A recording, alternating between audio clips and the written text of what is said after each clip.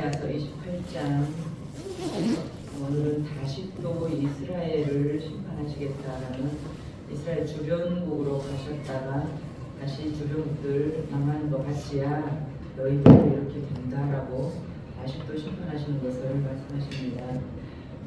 28장은 우리가 딱 한마디로 28장에서 얻을 교훈은 세상 대신 하나님을 나의 멸관으로 삼자라는 것입니다. 세상의 것들을 나의 멸관으로 삼지 말고 하나님만 오직 나의 멸관으로 삼겠다라는 것입니다. 1절부터 6절까지만 차례로 저부터 교독하겠습니다.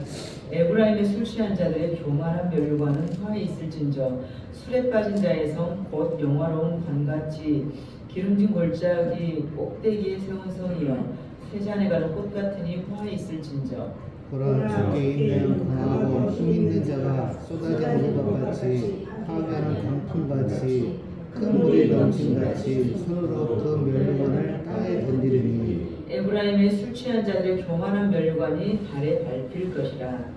그 기름진 골짜기 꼭대기에 있는 그의 영화와 세상에 가는 꽃이 여름전에 처음 익은 무화과 같으니 보는 자가 그것을 보고 얼른 따서 먹으리라. 그 날에 만군의 여호와께서 자기 백성의 남은 자에게 영화로운 멸관이 되시며 아름다운 화관이 되실 것이라. 재판석에 앉은 자에게는 한결한의 영이 되시며 성문에서 싸움을 물리치는 자에게는 힘이 되시리로다. 아멘. 요한복음 13장 1절을 보시면은 우리 예수님께서 우리에게 약속해 주신 것이 있어요. 세상에 있는 자기 사람들을 사랑하시되 언제까지 사랑합니까? 끝까지 사랑한다고 하십니다. 세상에 있는 자기 백성, 자기 사람들을 사랑하시되 끝까지 사랑하십니다. 우리는 변합니다. 나는 변합니다. 그러나 하나님은 변치 않으신다라고 약속을 주신 것입니다. 오늘 말씀은 악인들은 심판을 당할 것이고 남은 자, 우리가 아무리 시대가 악해도 남은 자는 있다고 그랬죠. 그 남은 자, 하나님의 사람들은 복을 받겠다라는 것을 선포하신 장입니다. 그래서 타락한 에브라임, 지금 오늘 1절에 에브라임이 나오죠. 에브라임은 누구입니까? 요셉의 작은 아들이에요. 요셉의 둘째 아들. 자, 요셉의 큰 아들이 므낫세고 둘째 아들이 에브라임인데 원래는 큰 아들에게 장자에게 축복권을 주는 것이죠. 그런데 요셉의 아버지 야곱, 그러니까 이 에브라임과 므낫세의 할아버지죠. 요셉에게는 아버지니까 이 야곱이 이 아이를 축복할 때 손을 어쨌어요? 엇갈려서 축복을 하게 돼요. 그래서 둘째가 장자의 축복권을 가져가 버리게 되는 이런 일이 생겨. 그래서 12지파 중에서 가장 앞선 지파가 이 에브라임 지파가 됩니다. 하나님의 축복을 받은 사람이 오늘날 우리 이 땅에서도 가장 앞선다. 결국은 1인자는 모든 업계를 한번 여러분 유심히 봐보세요. 그 사람이 교회 다닌다고 말을 안 했을 뿐이지 결국은 크리스찬이라는 것을 우리가 알게 됩니다. 세상 각양각처에서 수장이라고 하는 사람들은 정말로 다 크리스찬일 것이에요. 오늘 28장에서 다시 이스라엘 심판, 이 다시 이스라엘 심판을 일깨우시는 이유가 있어요. 지금 돌아오라. 지금이라도 돌아오라는 거예요. 지금이라도. 주변국 받지, 망하는 거 받지, 아수르 받지, 아수르 의지하지 마라. 애굽 의지하지 마라. 너희가 의지할 것은 애굽이 아니고 아수르가 아니고 오직 하나님이다. 우리가 세상을 오늘도 살아갈 텐데 누가 나를 좀 도와줄까? 세상 것 의지하지 마라. 너희가 의지할 이는, 네가 의지할 이는 하나님이라는 것입니다. 아수르가 아니고 애굽이 아니고 나다. 주변 강대국을 의지하지 말고 하나님을 의지하라는 것입니다. 그래서 이 에브라임, 요셉의 둘째 아들, 할아버지 야곱이 손을 교체해서 교체 축복한 장자의 축복을 받은 이 에브라임 지파, 12지파에서 가장 앞서갔던 뛰어난 지파, 에브라임 지파마저도 지금 그 멸류관이 밟히리라라고 말씀하시는 거예요. 1절에 보니까 에브라임이 술 취한 자들, 이 술 취한 자들, 술 취했다라는 것은 정말 이 우리가 술을 마셔서 취했다는 것이 아니라 너희들이 지금 정신이 나갔구나. 너희들이 지금 무엇을 의지해야 될지 판단력을 잃었구나. 의지하리가 누군지를 너희들이 지금 모르는구나. 하나님이 아닌 강대국, 주변의 강대국, 아수르나 애국을 의지하고 있구나. 그래서 너희들이 미쳤구나 이 뜻이에요. 정신이 나갔구나. 너희들이 술 취한 자들. 이 술 취한 자들의 교만한 멸관은 화 있을 것이다. 심판을 면치 못할 것이다. 우리 보통 멸류관 하면은 멸류관을 꾸미는 수식어는 빛나는 멸류관 이렇게 수식이 되어야 돼요. 뭐 찬란한 멸류관, 영광의 멸류관, 빛나는 멸류관 이래야 되는데 오늘 여기에서는 너희 교만한 멸류관이에요. 이 교만한 멸류관은 주께서 씌워주신 멸류관이 아니라는 뜻이죠. 세상 것들을 의지하는 것, 아수르를 의지하는 것, 강대국 애국을 의지하는 것. 그래서 네가 세상에서 하나님 없이 얻은 부와 명예를 교만한 멸류관이라고 지금 말씀하고 계시는 것입니다. 그래서 빛나는 멸류관이 아닌 하나님을 인정하지 않는 멸류관, 그 멸류관은 화가 있을 것이다. 화 있을진저. 우리로 말하면 하나님 없이 이룬 성공은 아무 소용없다라는 거예요. 하나님 없이 이룬 성공은 무용지물이고 쓸어버린다. 땅에 그 멸류관을 2절에 보니까 땅에 던져버린다라고 되어 있습니다. 세잔에 가는 꽃같이 이제 1절의 마지막 보니까 그 교만한 술 취한 정신 나간 너희들의 교만한 멸류관 하나님 없이 이룬 세상의 부귀 영화는 화 있을진저 결국은 심판을 당할 것인데 자, 세잔에 가는 꽃같이 화 있을 것이다. 세잔에 가는 꽃 이 교만하기 때문에 결국은 하나님의 이 하나님이 눈동자를 두고 관심을 가졌던 이런 땅인데 세잔에 가는 곳이란 것은 하나님이 버려버렸다, 놓아버렸다라는 것입니다. 2절에 보시니까 강하고 힘있는 자, 파괴하는 광풍같이, 큰 물이 넘침같이, 쏟아지는 우박같이.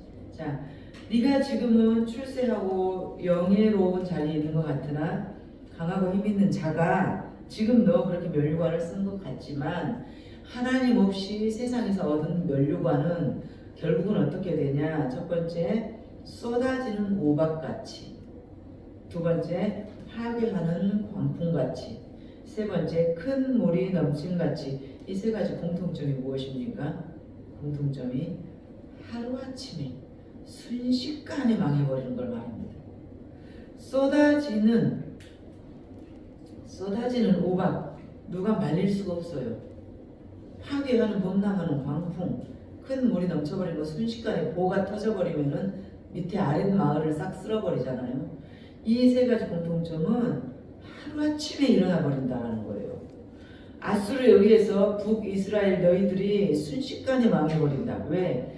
너는 세상에서 얻은 그 멸류관이 영원할 것처럼 느꼈지야, 영원할 줄 알았지야. 그러나 내가 땅에 던져버리겠다. 하나님이 주신 것이 아니라는 것입니다. 이것이 세상 것이에요. 어떻게 비유를 하자면은 우리가 그 복권 당첨된 사람들, 끝까지 잘 사는 사람 없다고 하지 않습니까? 그 불로소득으로 갑자기 부자된 사람들, 내가 그것을 물질로 관리할 능력이 없어서 결국은 그 상태로 다시 돌아가더라. 우리가 세상 것을 의지하고 하나님 없이 이룬 명예가 이렇다는 것입니다. 순식간에 땅에 던져버리겠다.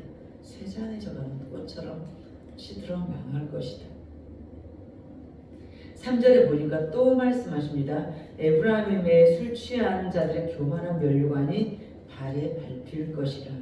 이 교만한 멸류관 계속 말씀 주셨어요. 빛나는 영광의 찬란한 멸류관은 하나님이 우리에게 씌워주신 것이지만 교만한 멸류관은 하나님 없이 내가 세상에서 내 업적으로 이룬 성공, 내 능력이라고 자랑하는 것들, 그런 것들은 큰 물이 넘침같이 쏟아지는 우박같이 파괴하는 광풍같이 순식간에 없어져 버릴 것이다.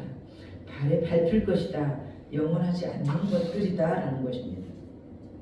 4절에 또다시 반복됩니다. 쇠잔에 가는 꽃, 1절에서 나왔던 쇠잔에 가는 꽃이 또 나와요. 그리고 또 처음 익은 무화과, 쇠잔에 가는 꽃 금방 시들어버립니다. 또 처음 익은 무화과가 탐스럽게 열리면 가장 먼저 따가겠죠. 가장 먼저 따요. 붙어 있을 수가 없습니다. 이 둘의 공통점도 곧 금방 없어질 것들이에요. 쇠잔에 가는 꽃도 처음 익은 무화과도 곧 없어질 것들. 이 땅의 것들입니다.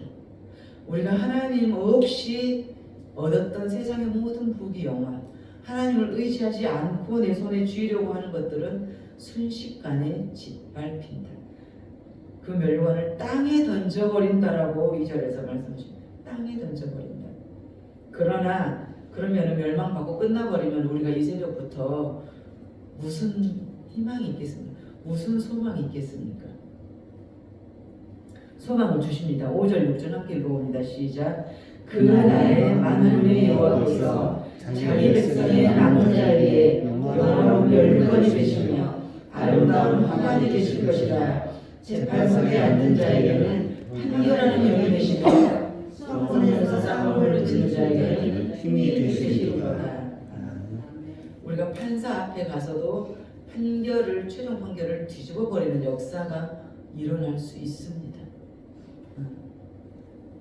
살면서 저도 그 경험했던 일인데, 이 재판석에 앉은 자에게는 판결하는 영이 되신다. 마지막에 하나님의 손을 들어주는 자는 당신의 백성의 손을 들어주신다는 것입니다. 놀라운 역사를 이루어 가시는 분 하나님이십니다. 그래서 5절 6절에서 우리에게 희망을 주시죠. 남은 자, 우리 그 남은 자가 내가 되어야 되는 거예요. 그래서 그 남은 자는 그날에 우리에게는 구원의 날이고 불신자에게는 심판의 날인 그날에 만군의 여호와께서 남은 자들에게 영화로운, 아까는 무슨 멸류관이었어요? 교만한 멸류관이었어요. 아주 대조적이죠. 세상 것을 의지하는 사람들은 교만한 멸류관, 땅에 던져버릴 멸류관. 오늘 남은 자 우리에게 주신 멸류관은 영화로운 멸류관이고 아름다운 화관이 되어 주신다라는 거예요. 이 얼마나 소망입니까 우리에게? 이런 소망이 없이 우리가 남은 자로 그릇토기로 살아갈 힘이 없는 것입니다. 우리는 하나님의 약속이 아니라면 이 신실한 당신의 언약을 지켜가시는 분이 우리의 아빠, 아버지이십니다. 그래서 결국은 타락한 에브라임, 술 취한 자들의 교만함, 이 멸류관과 이 에브라임은 지금 북이스라엘 사마리아인을 말하죠. 그래서 항상 하나님의 심판은 남은 자가 있다. 하나님의 심판 가운데는 남은 자가 있어요. 우리가 창세기에도 보면은 하나님이 이 땅을 지면을 쓸어버리겠다. 누구를 남겨줬어요? 8명을 노아와 그 가족을 남겨두셨어요. 남겨두셨다는 말입니다. 오늘날 세상이 아무리 타락하고 다 쓸어버릴 것 같지만 우리를 이 땅에 지금 이곳에 남겨두신 이유는 우리로 인하여 하나님의 당신의 나라가 다시 건설되기를 원하시는 아버지의 마음이신 것입니다. 그래서 세상 것을 의지하고 얻은 멸류관, 교만한 멸류관, 그거는 땅에 던져버릴 것이다. 남은 자들에게 씌워주실 영화로운 멸류관, 그 화관은, 아름다운 화관은 우리에게 주신 것입니다. 그래서 그날의 남은 자들에게 만군의 여호와께서 우리에게 씌워주신 이 빛나는 멸류관을 향해서 우리는 오늘도 소망을 가질 수 있는 것입니다. 우리는 끝날에 하나님이 주신 영화로운 멸류관, 아름다운 화관, 하나님이 주신 영광, 그 대열에 남은 자, 우리 그 남은 자로 살아갈 때 우리는 영화로운 멸류관을 거머쥐게 된다는 거예요. 내가 하나님 대신, 우리 오늘 적용하실 것은, 내가 그렇다면 하나님 대신 취해 있는 것은 무엇입니까? 지금 내가 하나님 대신 취해 있는 것이 무엇입니까? 하나님의 버금가게 오히려 하나님보다 더 힘이 세버린 것이 뭐예요? 돈이라고 그랬죠. 내가 지금 취해 있는 것이 무엇입니까? 눈만 뜨면 가장 많이 생각하는 것이 내가 가장 사랑하는 거예요. 그렇지 않겠습니까? 내가 지금 취해 있는 것은 하나님 대신 무엇입니까? 우리 사형리 그 네 가지 챕터 그림을 보고 우리 그걸로 복음 제시를 하잖아요. 사람을 전도할 때 그 사형리의 마지막 동그라미 그림을 기억을 해보세요. 자, 동그란 내 마음 가운데 의자가 있는데 그 의자에 내가 앉아있고 하나님이 밖에 앉아있는 것은 불신자였죠. 이런 상태였죠 우리는. 그런데 이제 나중에 한참 보니까 동그라미 안에 내가 의자에 앉아있고 이제 십자가가 가운데 들어오긴 했어요. 이거는 종교인이에요. 어제도 강조하지만 종교인. 뭐 하나님을 믿기는 믿는데 내가 아직은 주인이에요. 그래서 내 의지로 내 신념으로 이건 혼적 자극이에요. 영에 속한 사람이 아니고 이 혼적 자극으로 부지런히 열심히 계획성 있게 의지적으로 마지막 챕터에는 뭐가 나옵니까? 내 마음 가운데 의자가 있는데 십자가가 거기에 있고 나는 밑에 내려가 있죠. 이제는 내 마음의 주인 자리를 하나님께 내어드리는 것, 이것이 구원입니다. 그래서 오늘 우리는 지금 무엇에 취해 있습니까? 사형리 마지막 그림처럼 내 심령 한 가운데 의자에 주님을 오늘부터 앉히겠습니다. 이것이 우리의 기도입니다. 그 주님을 앉히고 나는 그 발 아래서 당신의 명령에 순종하겠습니다. 그것이 우리에게 가장 영화로운 것을 알기 때문입니다. 그러니까 구속을 받아버린 것이 가장 자유함이에요. 법을 지켜버린 것이 가장 편안한 거예요. 그 사람에게 매여버린 것이 가장 자유한 거예요. 그냥 시킨 대로 해버리는 것이 가장 자유함이라는 말입니다. 우리 주님에 매여서 그 진리 안에서 자유케 되기를 소망합니다. 기도하시겠습니다.